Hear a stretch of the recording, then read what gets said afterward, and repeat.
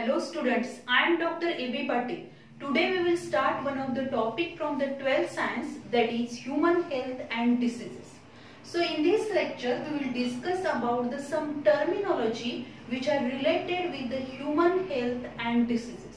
So first of all we discuss about the health.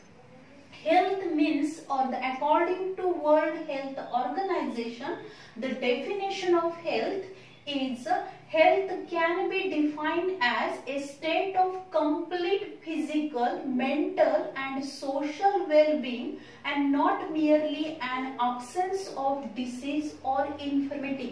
Means health म्हणजे काय असणार आहे? हेल्थची डेफिनेशन जर आपण केली तर काय होईल? It is a complete physical and physical, mental and social well-being म्हणजेच काय असणार आहे? फिजिकली आपण फिट पाहिजे, त्याचबरोबर मेंटली म्हणजेच काय असणार? मानसिक आपण काय असणार आहोत? मानसिक स्वास्थ्य असलं पाहिजे, त्याच पद्धतीने आपलं जे काय असणार आहे फिजिकल फिटनेस आपला असला पाहिजे अँड सोशल वेलबिंग म्हणजे सोसायटीमध्ये किंवा इतर सगळ्या लोकांशी आपलं कम्युनिकेशन किंवा चांगल्या पद्धतीचं आपलं काय असलं पाहिजे, जे काही आचार असेल किंवा आपलं जे बोलणं असेल त्यामुळे आपल्याला काय असणार आहे, टोटल आपली हेल्थ ही काय असेल चांगली राहू शकते. And not merely an absence of disease or infirmity म्हणजे एखादी इन्फर्मिटी किंवा डिसीज आपल्याला कुठल्याही प्रकारचा डिसीज आपल्याला नसणे म्हणजे आपली हेल्थ आपण हेल्दी आहोत असं नाहीये. तर हेल्थ म्हणजे काय असेल? Health is defined as, health can be defined as a state of complete physical, mental and social wellbeing म्हणजे फिजिकली, मेंटली अँड सोशली आपण कसे पाहिजेत? Wellbeing and not merely an absence of disease and infirmity. आणि healthy राहण्यासाठी त्या पर्सननी काय केलं पाहिजे? बॅलन्स डाएट पाहिजे. Then it also there is a requirement of the hygiene. जे काय हायजीन आहे ती हायजीन मेंटेन केली पाहिजे, पर्सनल हायजीन घेतली पाहिजे. त्याचबरोबर काय केलं पाहिजे? बॅलन्स डाएट केलं पाहिजे, regular exercise. These are required to maintain our health. So next definition असेल hygiene. Next definition hygiene. Hygiene is a science of health which preserve, maintain and improve the health of an individual or community. Total community किंवा एखादा individual जो आहे त्या इंडिव्हिज्युअलची जे काही preserve, that is the hygiene is the science of health. Hygiene हे हेल्थचं काय असणार आहे? एक सायन्स आहे, शास्त्र आहे की ज्याच्यामध्ये काय केलं तर which preserve, maintain and improve the health म्हणजे जी काय आपली हेल्थ आहे त्याची काय केली जाणार आहे? प्रिझर्व केली जाईल, मेंटेन केली जाणार आहे म्हणजेच त्याचा फिटनेस मेंटेन केला जाईल. त्याच पद्धतीनं त्याच्यासाठी नंबर ऑफ प्रॉपर न्यूट्रिशन आपण घेणार आहोत, रेग्युलर एक्सरसाइज करणार आहोत, as well as also we can also maintain our hygiene by the cleanness. So this can be carried out, that is hygiene is the science of health which preserve, maintain and improve the health of individual or the community. If you maintain the hygiene of individual or community, also we prevent the number of infections म्हणजे जे काही different infections होणार आहेत किंवा unbalance diet असेल किंवा काय असेल, जर आपण प्रॉपर एक्सरसाइज केली नाही किंवा जर आपण काय केलं नाही, क्लीननेस मेंटेन केला नाही तरी सुद्धा काय होणार आहे? नंबर ऑफ इन्फेक्शन्स आपल्याला होऊ शकतात. And due to this fungal, viral, bacterial infection there is a formation of number of disease and this diseases which are spread in the community. So hygiene which is important to maintain our health or hygiene is the science of health. Then the next आहे disease. Disease is the condition of disrupted functioning of one or more organ or the system of the body caused by infection or defective diet or heredity. Means इथं काय असेल? Disease म्हणजे एक condition आहे of disrupted functioning of one और मोर organ की जे एखादा ऑर्गन असेल, एक ऑर्गन असेल किंवा अनेक ऑर्गन असतील बॉडी मधले किंवा एखादी सिस्टीम असेल, त्याचं जे फंक्शन आहे ते प्रॉपर फंक्शन होणार नाही, त्याच्यामध्ये आपल्याला डिस्टर्बन्सेस आढळणार आहे. The whole organ that is one organ or more than one organs function is disturb or the whole system which cannot carry out its function normally. Then this can be occurred. आता हे कशामुळे होणार आहे? Of the body caused by the infection. एखादं viral infection असेल, bacterial infection असेल, fungal infection असेल किंवा पॅरासाइट्स असतील किंवा अदर काही वर्म्स असतील, याचे इन्फेक्शन झाल्यामुळं तो ऑर्गन असेल, सिस्टीम असेल, their function which cannot be carried out regularly, normally, their function, the system function, organ function which can be disrupted. And this is also due to the defective diet. म्हणजे ज्या पद्धतीने nutritional diet त्या पर्सनला मिळाला पाहिजे त्या पद्धतीचा diet त्याला मिळणार नाहीये. So this diet is a defective diet असेल किंवा हेरिडिटी. काही डिसीजेस असणार आहेत ते काय असतील, they are transfer from one generation to next generation. बरेचसे डिसीज असणार आहेत that is they are occur in the next generation due to the gene. म्हणजे तो जीन काय होईल, एका जनरेशन मधून दुसऱ्या जनरेशन मध्ये हेरिडिटीने काय होणार, ट्रान्सफर होणार आणि त्यामुळे number of the genetical disorder which are also observe in the persons. So this is nothing but the disease. Then resistance. It is the ability to remove the disease through our defense mechanism. जे प्रत्येक person मध्ये काय असणार, एक defence mechanism आहे and due with the help of this defense mechanism our body or we having the ability to remove the disease through our defence mechanism. म्हणजे आपल्या defence मेकॅनिझमच्या सहाय्याने, म्हणजे आपली जी काही रोगप्रतिकारक क्षमता आहे त्या रोगप्रतिकारक क्षमतेच्या सहाय्याने आपण तो डिसीज पूर्ण आपल्या बॉडीमध्ये, एखादं जरी इन्फेक्शन झालं तर ते पूर्णपणे काय होऊ शकतं, क्युअर होऊ शकतो. एखादा बॅक्टेरिया फंजाय आपल्या बॉडीमध्ये एंटर झाला, त्याचं मल्टिप्लिकेशन झालं, नंबर ऑफ कॉपीज फॉर्म झाल्या, तरी सुद्धा त्याच्या अगेन्स्ट आपली इम्युन सिस्टीम काय करणार आहे, वर्क करणार आहे आणि पूर्णपणे त्या पॅथोजनला काय करेल, किल करेल आणि आपल्या बॉडीचं प्रोटेक्शन करणार. and this is called as a resistance. त्याला काय म्हटलं तर रेजिस्टन्स म्हणजे प्रतिकारक क्षमता. डिसीज रेजिस्टंट कॅपॅसिटी म्हणजे रोग प्रतिकारक क्षमता. It is the ability to remove or ward off the disease through our defense mechanism. Then immune system.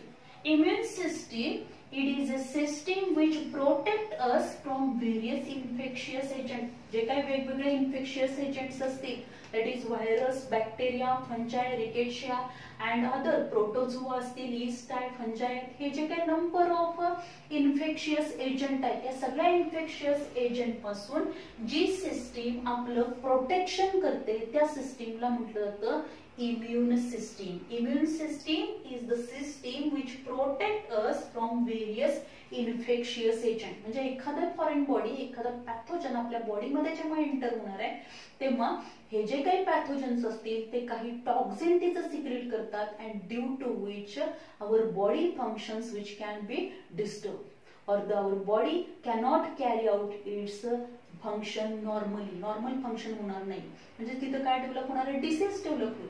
पण हे जे काही पॅथोजन आहे किंवा इन्फेक्शियस एजंट आहे त्या इन्फेक्शियस एजंटच्या अगेन्स्ट आपली बॉडी काय करणार आहे, आपल्या बॉडीमध्ये एक सिस्टीम आहे की जी सिस्टीम काय करते, या सगळ्या इन्फेक्शियस एजंट पासून आपलं प्रोटेक्शन करणार आहे. This is called as a immune system. Then immunology. Immunology, it is the science which deals with the study of immune system, then immune response to the foreign substances and their role in resisting infection. आता याच्यामध्ये immunology, it is the science which deals with the study of immunology. It is the branch of science which deals with the study of. याच्यामध्ये कशाचा अभ्यास केला जाणार आहे, immune सिस्टीमचा अभ्यास केला जाईल. मीन्स इम्युन सिस्टीम मध्ये कोणकोणत्या सेल्स इन्क्लूड होणार आहेत, how this immune system works against a specific pathogen.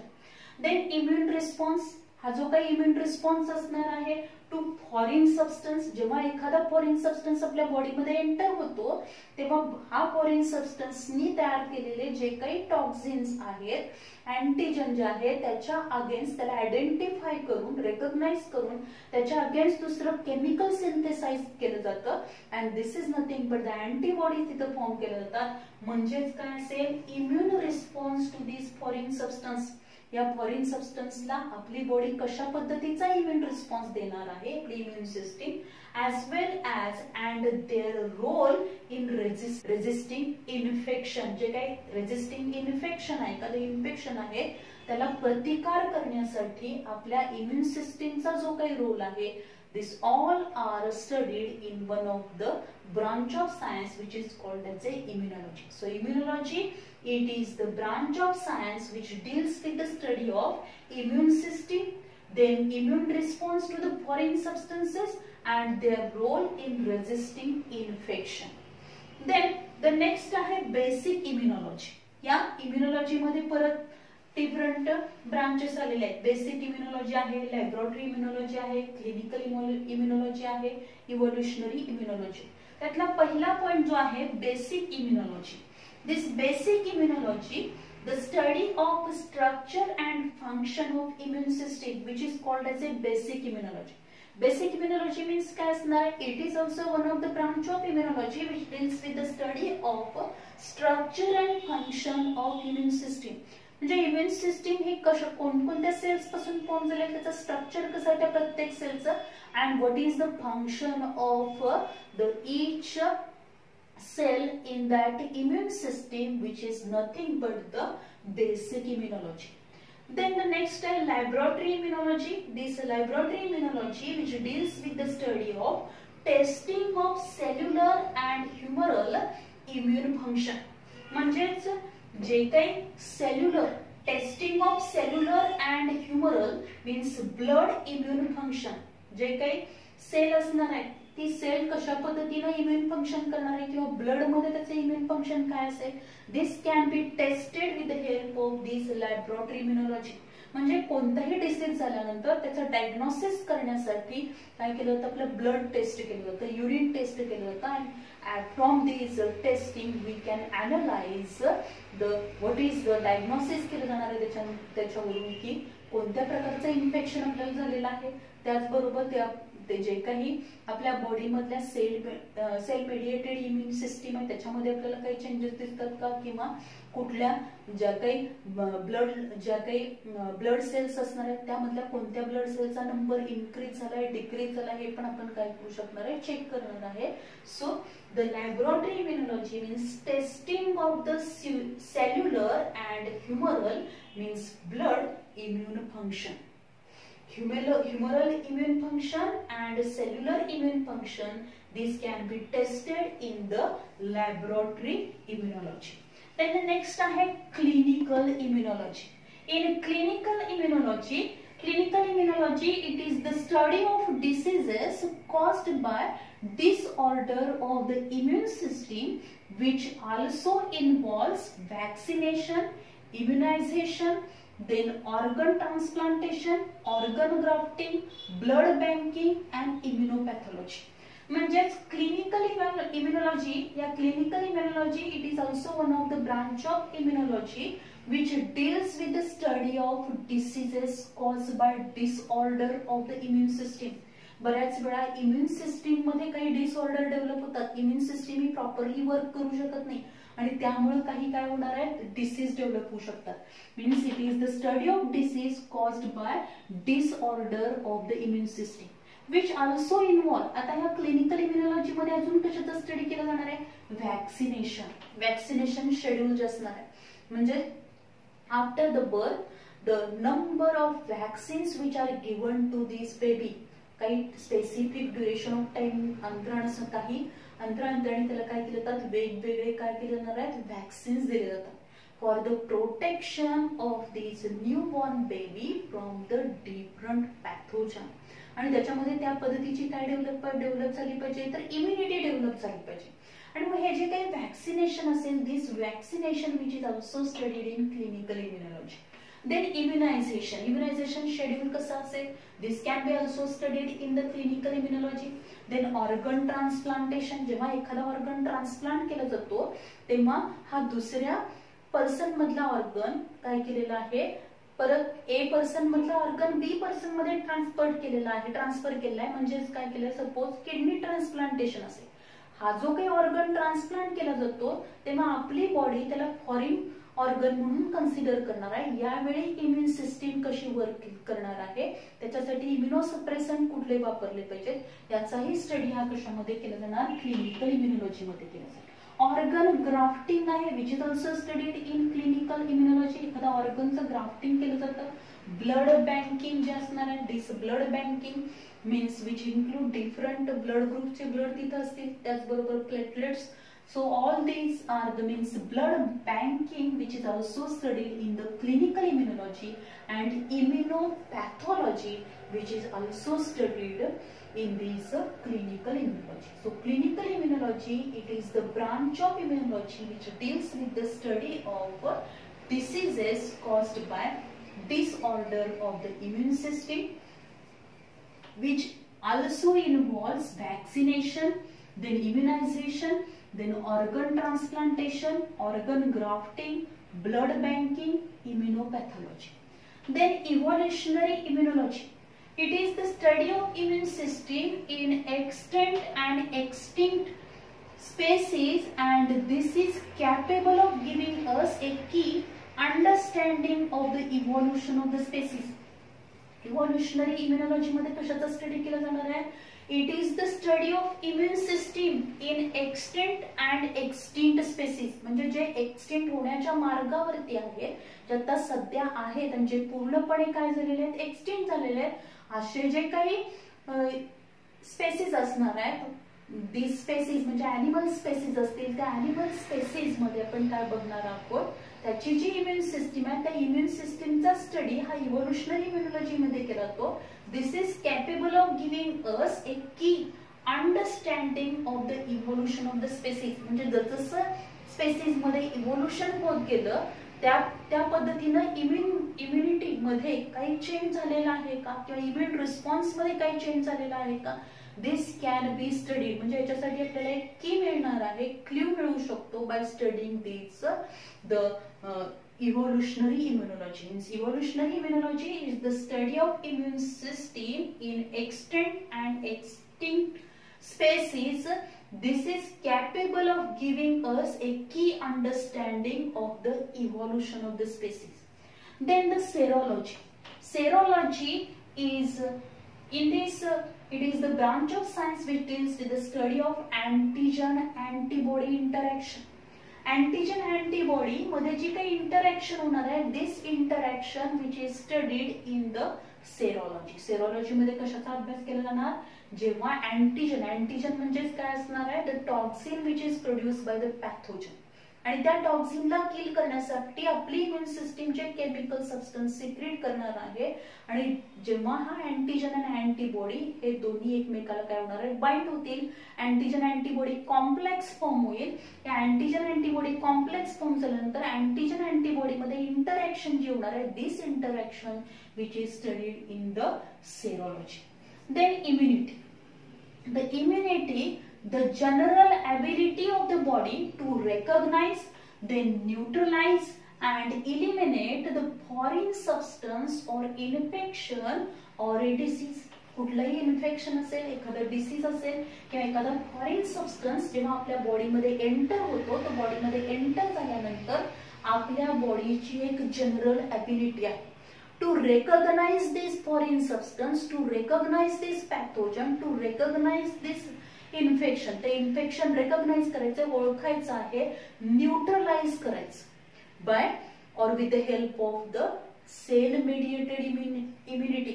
जी काही सेल मेडिएटेड इम्युन सिस्टीम आहे त्याच्या साहाय्याने काय करणार आहे, तर त्याला न्यूट्रलाइज केलं जाईल अँड इलिमिनेट, आणि पूर्णपणे तो जो काही फॉरेन सबस्टन्स आहे, पॅथोजन आहे, तो आपल्या बॉडीमधून इलिमिनेट करण्याची जी काही कॅपॅसिटी आपल्या बॉडीमध्ये आहे, this is called as a immunity. Immunity means it is the general ability of the body.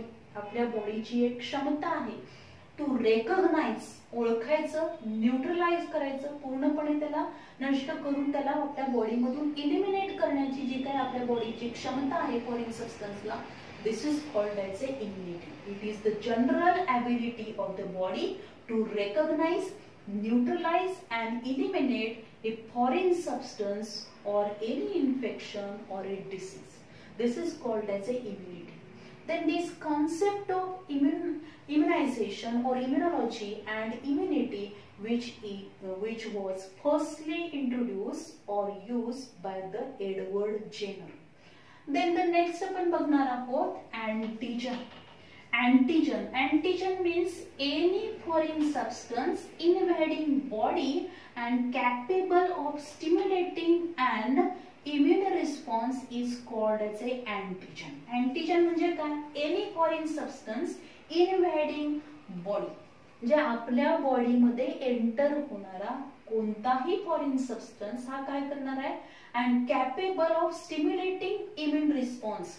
आणि ते काय करणार आहेत? अशा पद्धतीने एक टॉक्सिन आपल्या बॉडीमध्ये सिक्रेट करतील, केमिकल सिक्रेट करणार आहेत की ज्यामुळे आपली इम्युन सिस्टीम जी असणार आहे ती काय होईल? स्टिम्युलेट होईल.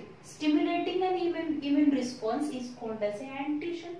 Means whenever any foreign substance which is invading in our body and capable of stimulating an immune response is called as a antigen. म्हणजे आपल्या शरीरात प्रवेश करणार आहे, केल्यानंतर ते काय करेल? स्वतःचं मल्टिप्लिकेशन करणार, नंबर ऑफ कॉपीज तयार करेल, नंबर ऑफ सेल्स फॉर्म होणार आहेत. And these pathogens which secrete some toxins, and due to secretion of these toxin our immune system which is stimulated or to secrete or to form the antibodies, and this is called as a antigen. म्हणजे हे जे काही pathogen आपल्या बॉडीमध्ये आतमध्ये enter झाल्यानंतर काही toxin secret करणार की ज्यामुळे आपली इम्युन सिस्टीम ही स्टिम्युलेट होते, त्या टॉक्सिनला आपण काय म्हणणार आहोत? Antigen. Then the antibody. The antibody, आता हे अँटीबॉडी म्हणजे काय असणार आहे? Antibody the protective chemical. Antibody is nothing but the protective chemical produced by immune cells in response to antigen is called as antibody. Antibody म्हणजे काय असणार आहे?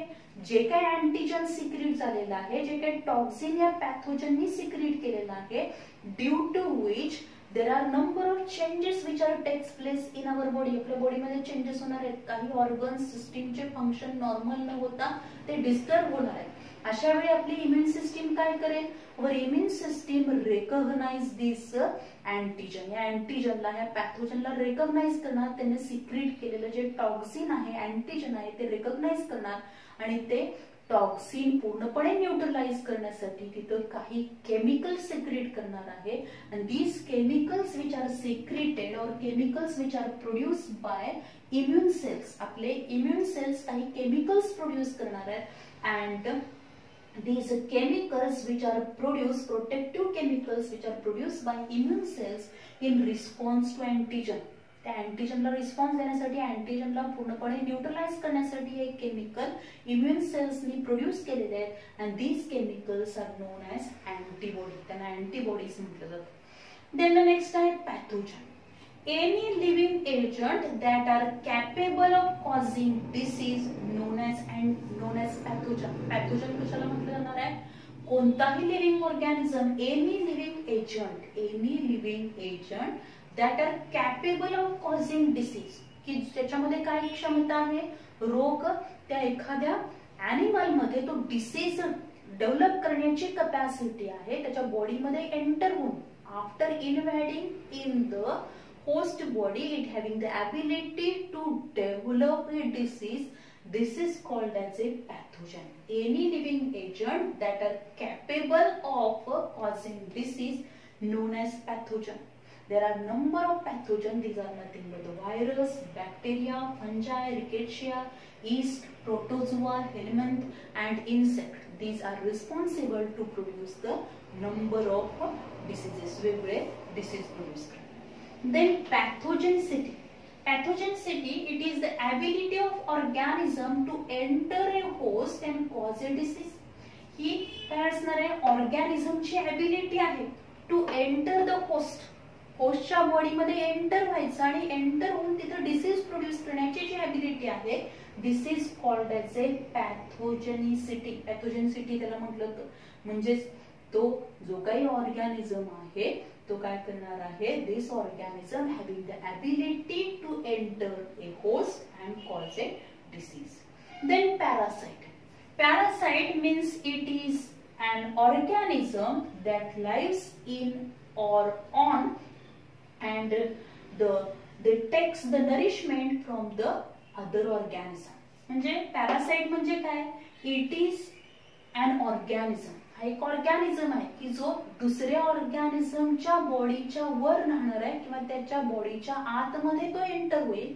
आतमध्ये एंटर होऊन तो काय करणार आहे, takes the nourishment from that organism, ज्या ऑर्गॅनिझमच्या बॉडीमध्ये तो एंटर झालाय किंवा त्याच्या बॉडीवरती तो लाईव्ह राहिलेला आहे, त्याच्या बॉडीवरती त्याची ग्रोथ व्हायला लागली आणि तिथून तो काय करतोय, त्या होस्ट मधून तो काय करणार, नरिशमेंट घेणार आहे.